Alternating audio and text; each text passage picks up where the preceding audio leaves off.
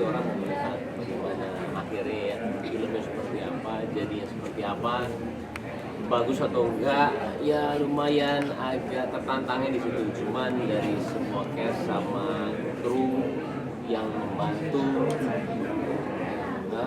akan yakin sekali sih, makanya saya malah nggak sabar, bukannya tegang, bukannya apa gitu, nggak sabar untuk tanggal 15 mau syuting.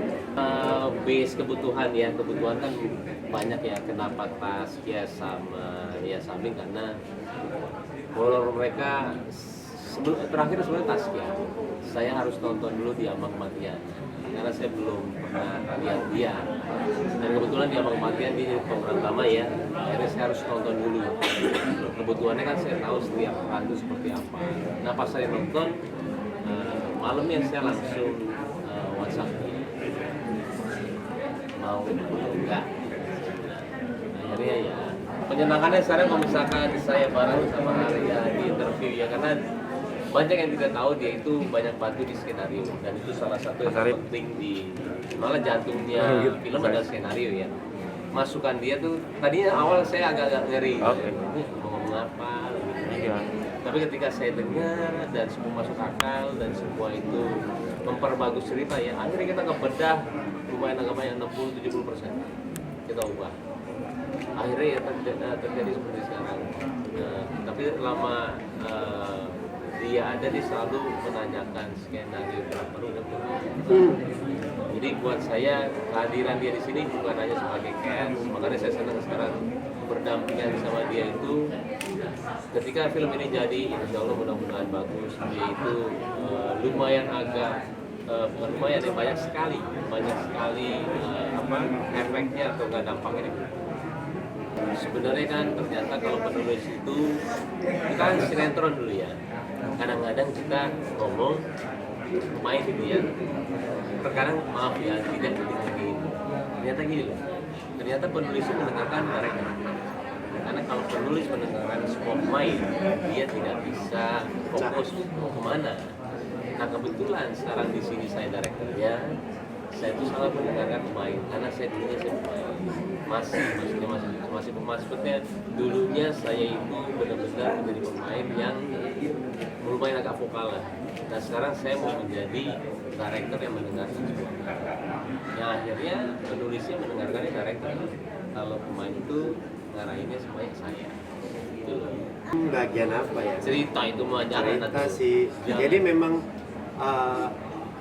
kan saya yang tadi kan juga sempat disinggung sama Mas Bintang ya. Saya ngobrol ini dari 2022, bahkan sebelum Mbak Im ada di proyek Payung. Terus waktu itu cuman tahu konsep penceritaannya seperti apa.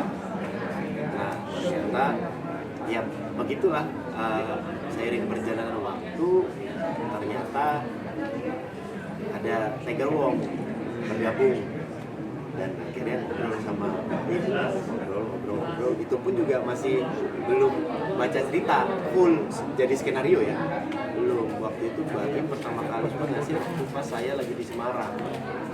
Jadi saya baca, kebetulan besokannya pulang, pas baca langsung telepon, besok kok pulang? Kita langsung meeting kantor ya. Oh, kenapa katanya? Banyak kan? banyak. Akhirnya ngobrol lah di situ, ada Mas Baim, ada Mas Ruben. Jadi kami bertiga ngobrol untuk masalah skenario-nya, naskah bedah. Kalau begini sepertinya akan seperti ini nih. Mendingan kalau seperti ini bagaimana? Gitu loh. Ya kalau dari saya kan memang mencoba untuk menjadi seseorang yang kritis supaya kreatif saya ini tetap berjalan. Saya orang yang senang berdiskusi, dan kalaupun dalam berdiskusi ternyata idenya tidak bisa diterima, tidak jadi masalah, karena kan memang ada jenderal yang harus memutuskan. Gitu loh. Saya sebagai kasarnya punggawanya lah gitu loh, hanya bisa memberikan input ya, kalau baik bisa dipakai alhamdulillah. alhamdulillah, kalau enggak ya nggak apa-apa, pasti akan ada keputusan yang terbaik di sana. Ya pemicunya itu jadi gimana ya, kadang gini, ketika kita mengucapkan sebuah cerita nih gitu, dan diaplikasikan di dalam sebuah naskah skenario itu bisa agak berbeda gitu loh, kan muncul pengadegan dan muncul dialog gitu loh, itu memang pasti bisa berubahnya mungkin bisa signifikan gitu loh. Makanya kayak kok gatel ya, kayaknya kalau begini lebih oke nih gitu loh, lebih keren gitu, yang seperti itu.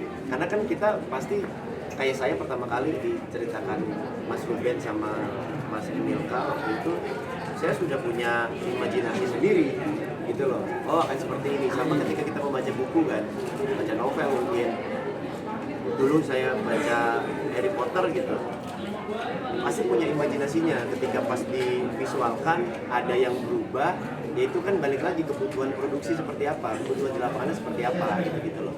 Jadi ketika memang ternyata saya ada di pekerjaan ini, saya jadi lebih paham. Oh dulu mungkin ngelihat, membaca novel terus melihat visualnya divisualkan di dalam bioskop, ada yang berubah, mungkin ada rasa kesel, kok begini sih gitu. Tapi ketika saya memang ada di pekerjaan ini, akhirnya tahu, oh memang ternyata ada kebutuhan yang memang tidak bisa untuk divisualkan dari buku, jadi diambil kesimpulannya harus seperti ini